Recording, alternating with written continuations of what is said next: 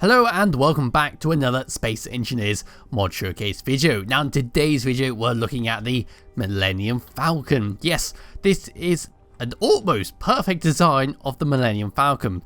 Now what I'm going to say is I'm not that big into Star Wars, so I don't really know about the whole interior of the ship, but on the outside it looks just like it. So the Millennium Falcon is basically exactly what you would expect from it. Its design is basically as close as you're going to get in Space Engineers, and it's, well, Millennium Falcon, isn't it? So around the outside we have the little cockpit on the side with the two little seats.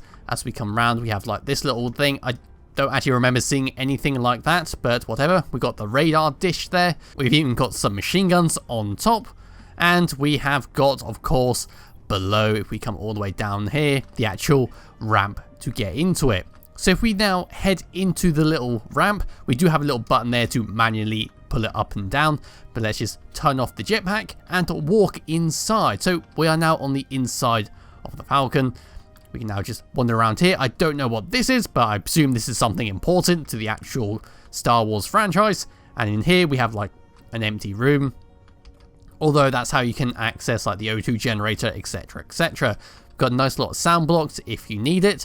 As we come to this central area, we now have like a little kitchen bay, is what I presume it is, or a place to actually sit around and talk with your friends. Unfortunately, you can't actually sit down in the little seats, so you just have to look at it.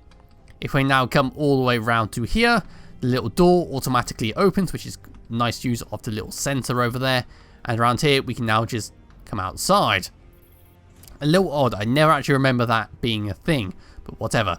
So as we come through here, I presume this is something important as well. I don't actually know what this is meant to be, but I'm going to leave that room before I upset anyone who likes Star Wars. So if I now come all the way over here, we can get to the cockpit itself, and here we are. Okay, yeah, it's not perfect, but still it's pretty damn good. So the seat over here only really controls the landing gear and the actual ramp coming up, and the seat over here, if it's going to allow me to get into it, will allow me to actually control the Millennium Falcon. So here it is all the way around. It looks magnificent, doesn't it? They've even done the back thrusters really, really well. So if I now bring up the HUD, let's go into first person, we have got the Gatling gun, we have got the landing gear pistons, we've got the rocket launcher, we have the ramp, and we have a cruise control button. So if I was to press number 2, the little lamp will now go up with the landing gear. We don't need to press number 5. That's only if I want to do the ramp by itself. Let's just do that quickly now. In case you want to get a couch onto your ship, perhaps you invaded the Death Star, went into the trash compactor area and picked up a nice little sofa and tried to carry it on, but unfortunately got stuck in the door, so now you have to leave the door open while you're flying away. But let's just close that up for safety reasons. And, well, this is basically it. We have the machine guns on the top and on the bottom. Unfortunately, they can only shoot forwards, and the missile launchers just don't want to work. Unfortunately, I mean, I can press it. They just don't want to work. So just got to stick with the actual machine guns. As for maneuverability, it is very slow on the old turning. It's very fast going forwards, quite slow slowing down, but still turning is not that great. Now, if I activate number 6... meteor storm.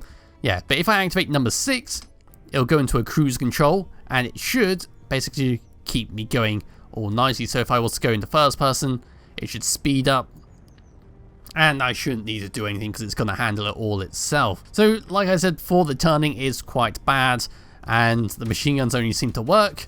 There appears to be a seat flying away in the distance over there. Let's pretend that does not exist, and we shall come back to here and try and crash it into the blue ship. Now this is also another problem. If you're in first person view, you can't really see anything. It's the actual front view needs to be centralized, and you can't really see anything going on there. We've missed that, so we're gonna have to go for the red ship.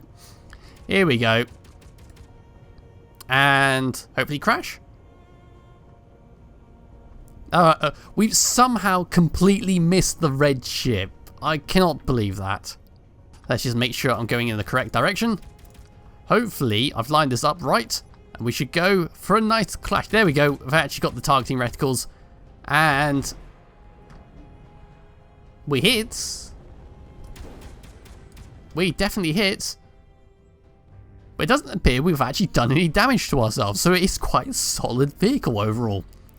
But yeah, there's not much to this, unfortunately. We have the light machine guns. It's more about the actual aesthetic looks on the outside and the inside, which I think is more about this ship. It's not that practical for actual survival play or any kind of combat, because it's just too damn slow on the turning.